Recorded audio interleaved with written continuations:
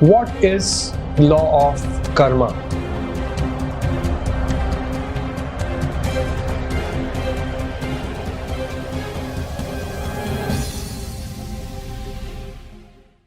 We've all studied about Newton's third law of motion. It states that every action has an equal and opposite reaction. As you sow, so shall you reap. So in this world, we do a lot of actions, and every action has a reaction.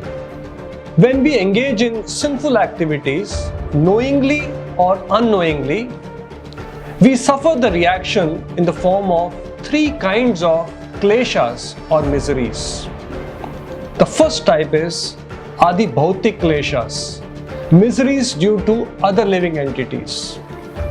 Then comes Adhyatmik kleshas, miseries which could be because of our body and mind.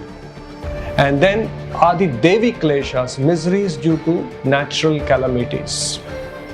If we engage in pious activities or good deeds, we get the reactions in the form of various kinds of pleasures and happiness in our lives. So there are stringent laws of material nature. It is also called the law of karma or law of infallible justice.